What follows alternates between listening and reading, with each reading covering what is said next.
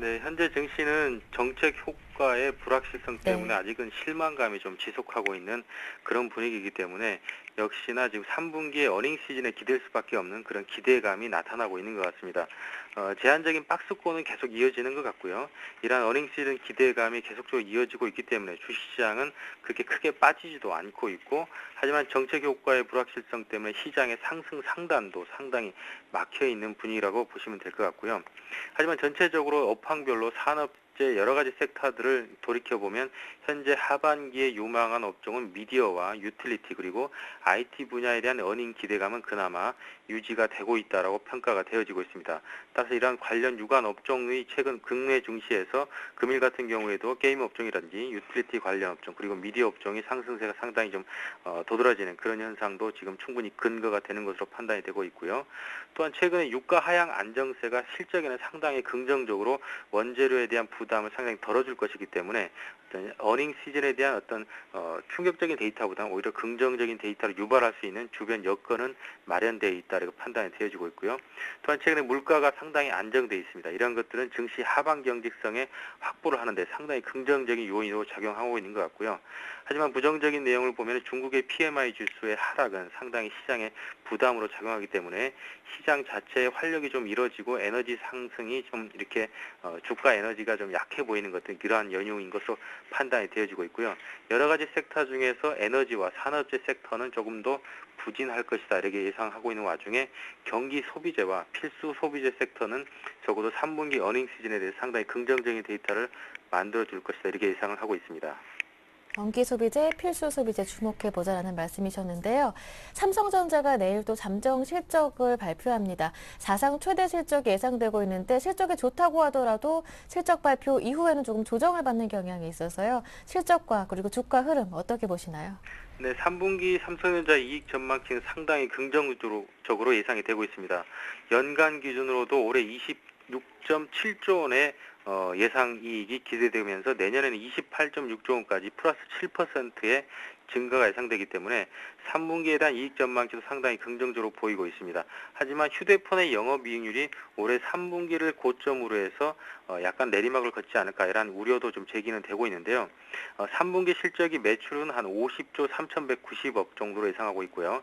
영업이익은 7조 4,770억 그리고 영업이익률이 14.9%의 순이익은 6조 3,020억 정도로 영업이익이 7조 중반대를 충분히 상회하지 않나 이런 기대감이 상당히 커지고 있습니다. 하지만 4분기에는 매출이 52조 정도의 영업이익이 6조 6,040억대로 일단 4분기 이익이 감소할 것으로 예상이 되기 때문에 적어도 삼성전자의 실적 피크는 금년 3분기가 될 전망이 상당히 우세해 보입니다. 따라서 기대감은 굉장히 높지만 4, 4분기 하향세와 연간 기준 성장률이 순증은 좀 어렵다라는 관점에서 보면은 적어도 2013년에 대한 그 여러 가지 실적 전망을 비교해 봤을 때 시장의 반응은 상당히 엇갈릴 가능성이 높다고 보여지고 있고요.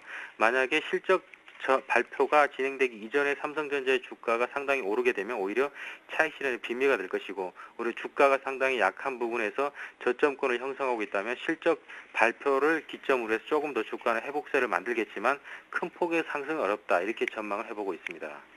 알겠습니다. 한편 외국인들은 오늘 900억 원 정도 매도하고 있습니다. 다시 매도로 돌아섰는데요. 이렇게 외국인들의 수급이 주춤한 가운데 9월과 같은 외국인들의 매수 행진을 기대해 보기는 아직은 어려운 건가요? 네, 구조적으로 수급적인 여건상 외국인들이 순매수로 컴백할 것은 좀 기대 난망이다 이렇게 평가를 하고 있습니다. 외국인들이 적어도 매도 세력으로 돌변하지 않고 있다라는 점에만 좀 안도를 해야 될 것 같고요.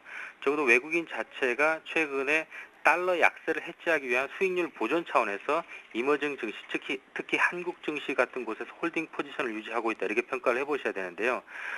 바이코리아라기보다는 지금은 한국이라는 창고에 짐을 잠깐 맡겨놓으면서 돈 관리를 하고 있다 이렇게 해석을 하셔야 되기 때문에 외국인들은 지금 현재 그동안 사놓은 순매수했던 많은 현물 물량들을 받아줄 세력이 필요한데 그것이 개인이 되기에는 조금 굉장히 트레이딩 바이로 굉장히 일관하고 있기 때문에 어려운 것 같고 기관이나 연기금 쪽에서 물량을 받아줄 세력으로 그 대거 등장을 해줘야 되는데 그렇지 않기 때문에 외국인들도 가지고 있는 물량을 어떻게 하면 그 떠넘길 것인가를 연구하고 있는 시점에서 물량을 쏟아내가지고 주가를 무너뜨리고 싶지는 않다.